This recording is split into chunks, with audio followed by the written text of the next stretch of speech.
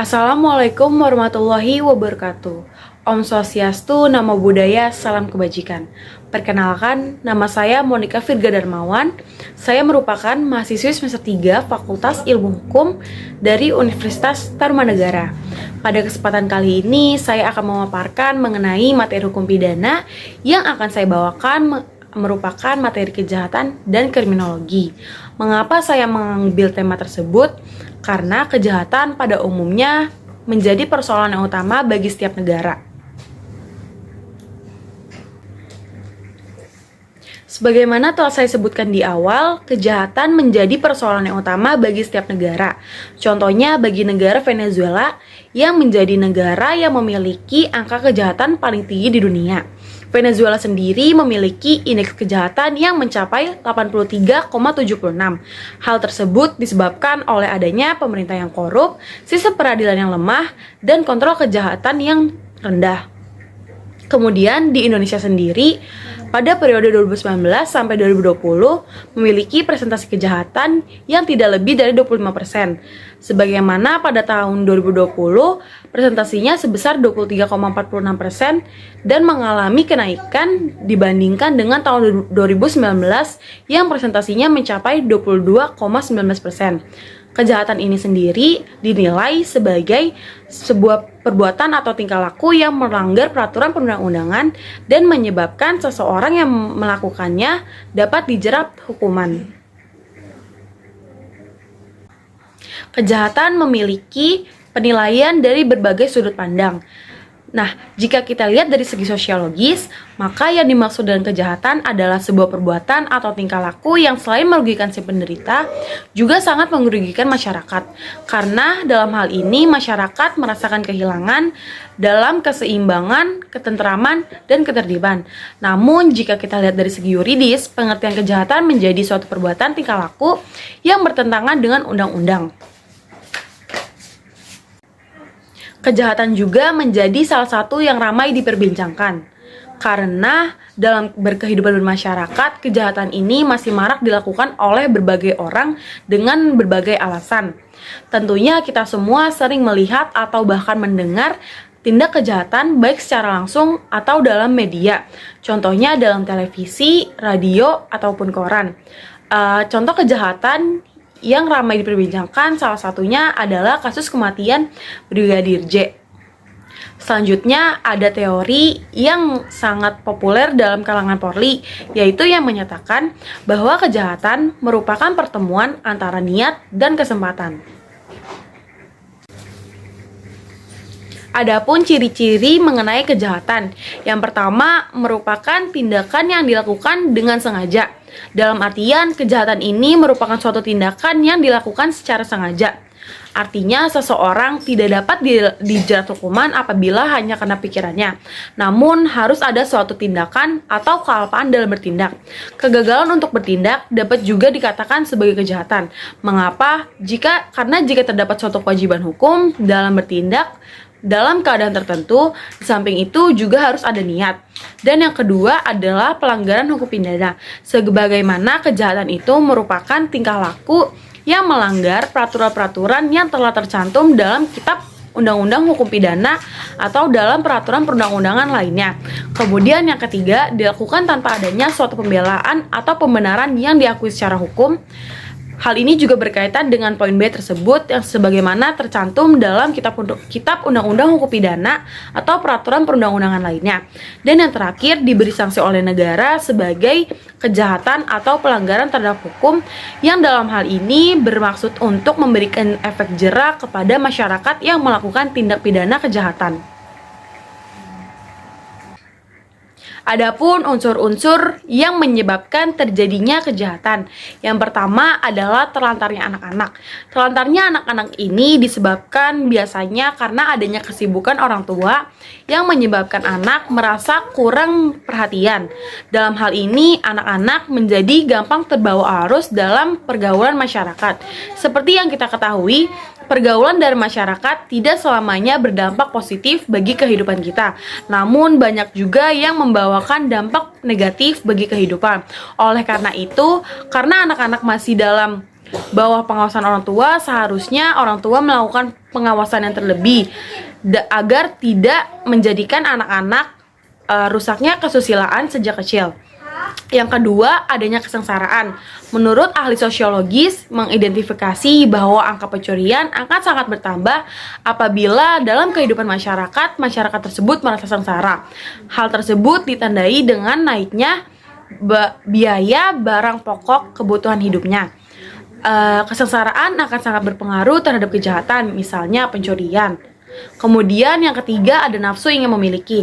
Dalam kehidupan masyarakat, nafsu ini biasanya hadir dalam golongan rendah yang merasa iri atau cemburu terhadap kekayaan yang dipertontonkan oleh golongan tinggi.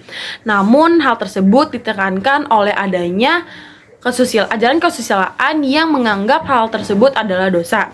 Berdasarkan riset, kecenderungan terhadap pencurian biasanya disebabkan oleh adanya kesengsaraan.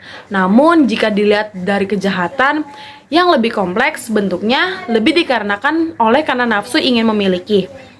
Yang selanjutnya adalah alkoholisme. Pengaruh alkohol terhadap kejahatan sampai saat ini menempatkan posisi yang paling tinggi. Bahkan mencapai efek yang sangat berbahaya dari mengkonsumsi alkohol. Karena kita melakukan tindakan tersebut di bawah pengaruh alkohol dan melaksanakan dengan tidak kesadaran. Mengkonsumsi alkohol merupakan salah satu hal yang berbahaya karena kita dapat melakukan tindak kekerasan dan kejahatan terhadap harta benda. Dan yang terakhir adalah rendahnya budi pekerti. Maksudnya lingkungan masyarakat masih kurang memperhatikan norma-norma yang berlaku. Hal tersebut sangat berkaitan dengan poin pertama, yaitu terlantarnya anak-anak. Dalam hal ini, rendahnya pendidikan dan pengetahuan terlebih mengenai kejahatan juga sangat berakibat pada seseorang untuk melakukan tindak kejahatan. Selanjutnya, ada faktor-faktor yang menyebabkan terjadinya kejahatan. Yang pertama, adanya masalah dalam kehidupan sosial. Contohnya, adanya masalah dalam bidang ekonomi.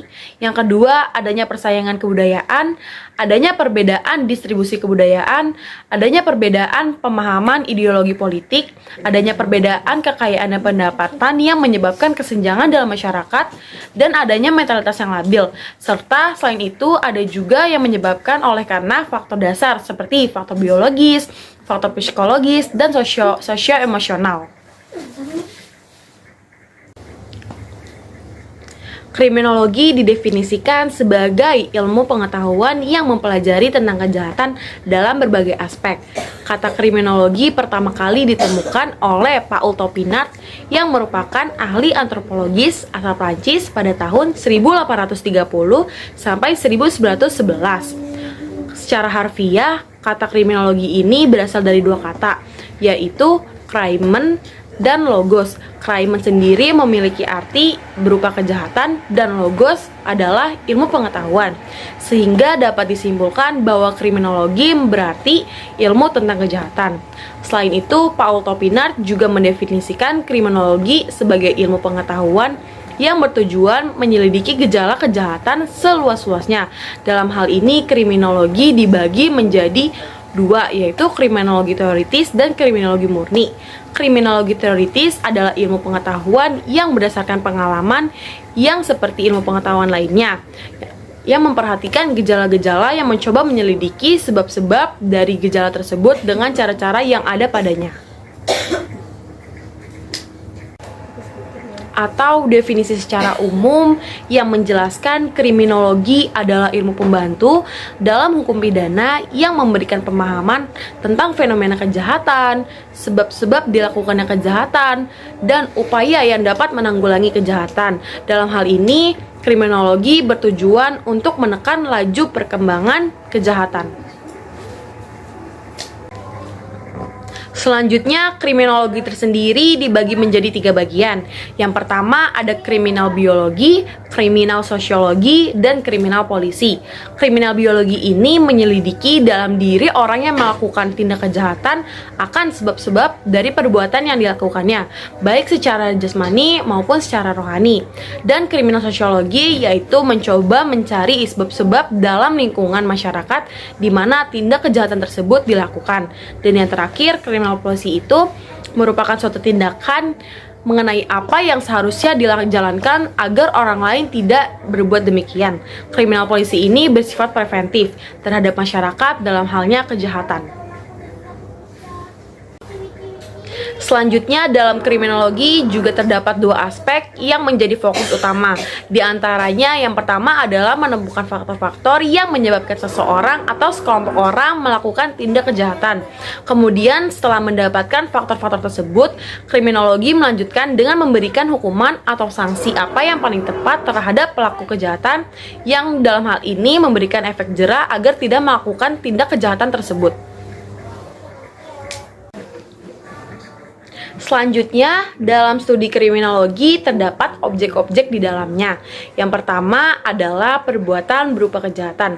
Perbuatan berupa kejahatan ini dibagi menjadi ke dalam tiga aspek. Yang pertama, aspek yuridis yang ditinjau melalui hukum, aspek sosiologis yang ditinjau melalui perbuatan dalam masyarakat, dan yang ketiga adalah aspek psikologis yang ditinjau melalui kejiwaan. Objek yang kedua adalah pelaku kejahatan. Pelaku merupakan orang yang melakukan tindak kejahatan atau biasa disebut sebagai penjahat. Studi terhadap pelaku bertujuan untuk mencari sebab-sebab orang melakukan kejahatan.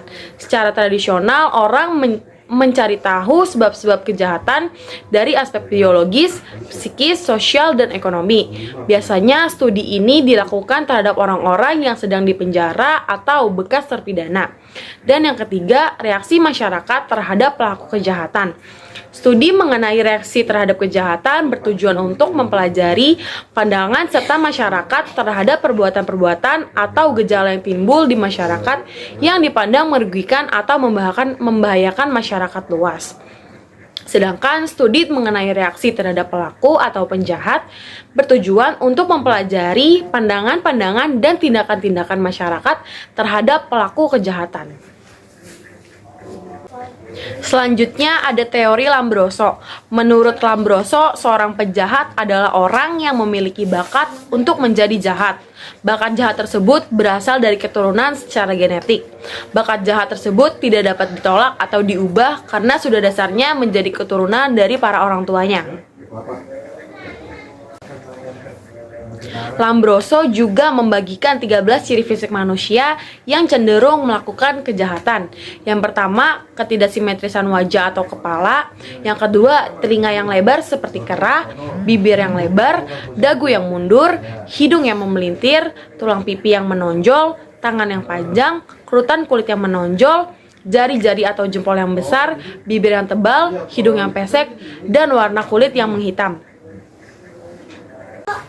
Selanjutnya ada paham neoklasik atau routine activity theory yang di dalamnya membagi 3 kategori variabel yang menerangkan timbulnya kejahatan. Yang pertama, adanya pelaku yang termotivasi.